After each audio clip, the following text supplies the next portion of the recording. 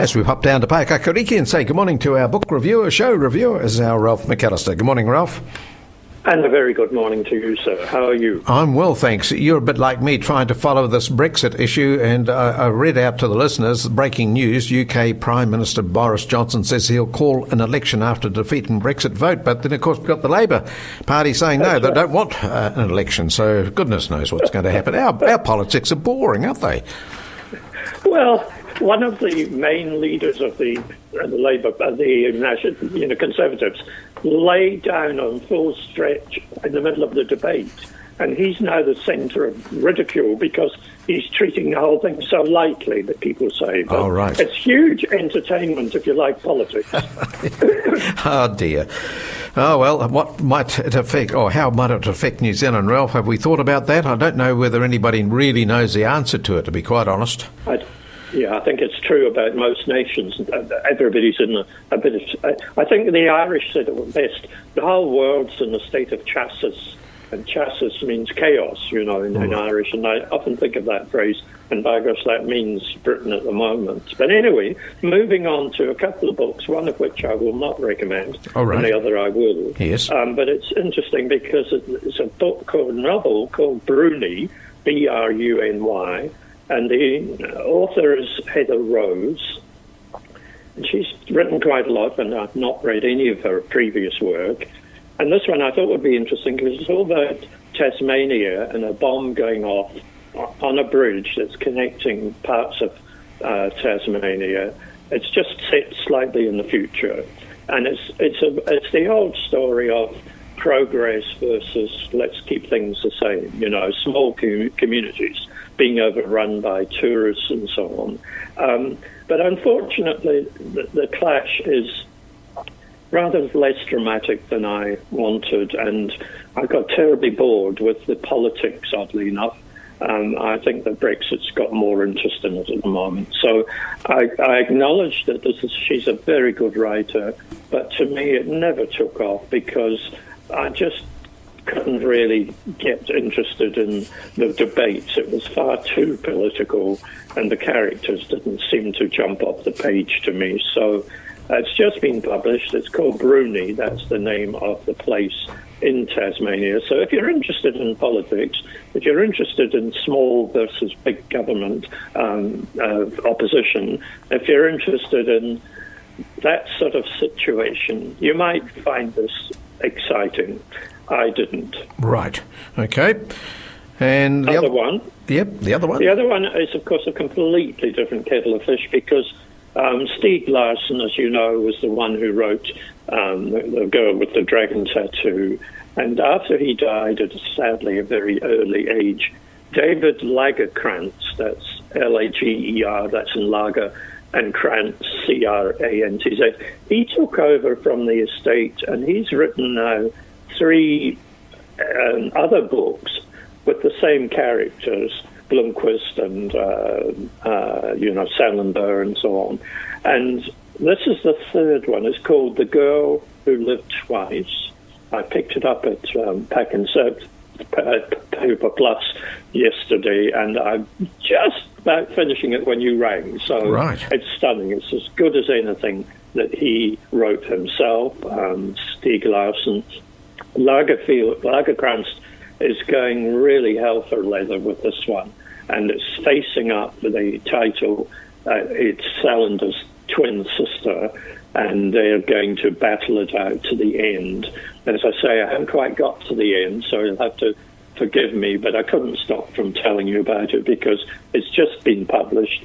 Marvellous bargain, $29. Get down to your local bookshop if you've got the time, and if you want to just have pure escapism with a violent nature, The Girl Who Lived Twice is the one for you. Do you think they might make a movie out of that one, Ralph? Listen, I wouldn't be surprised if there are more and more of them, because there's a certain relish about the violence and the noir and the Scandinavian hints everywhere.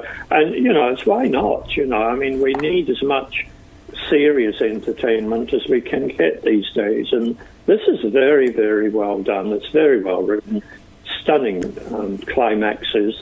And just the way to go into spring celebrating the flowers in the garden and thinking, oh, I don't want to be in that cold climate today.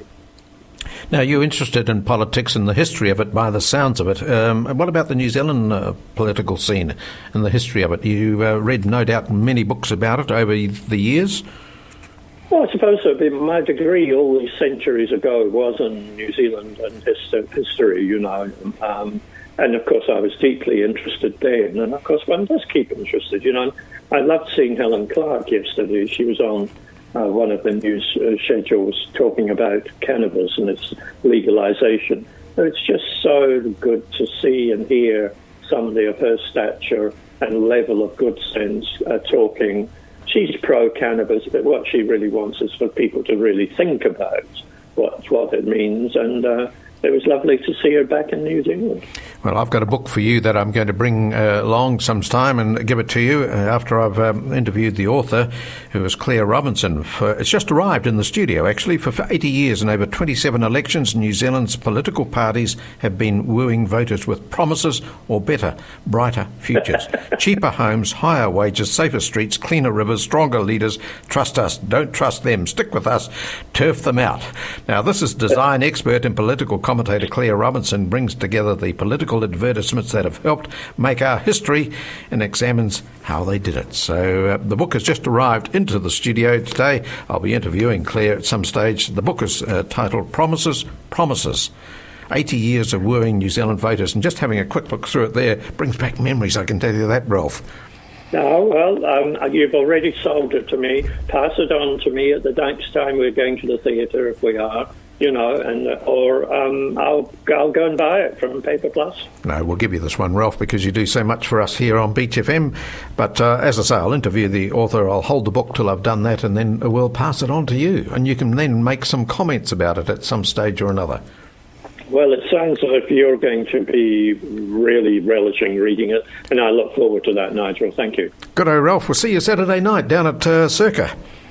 You will indeed, and I hope it's going to be a barrel of laughs, because I was at the farewell for Ray Enwood on Monday, yes. And Circa was an absolutely marvellous venue after the Opera House, and it was a huge, wonderful afternoon, and the tributes were just so brilliant, and people like Tom Scott and Kathy Downs and Ian Fraser and Roger Hall, they just were so good, and there wasn't a dry eye in the house when Di finished the proceedings. It was just a beautiful afternoon, and it'll be interesting to see what happens on Saturday night, because that's the first night of a play that will be without his omniscient presence in it, Ray, either in the background or in it. So we'll see how they treat. You know, I hope they just go ahead and give people a good laugh. I think so too. I spoke to Anne Chamberlain yesterday. She's playing the part of Louise, and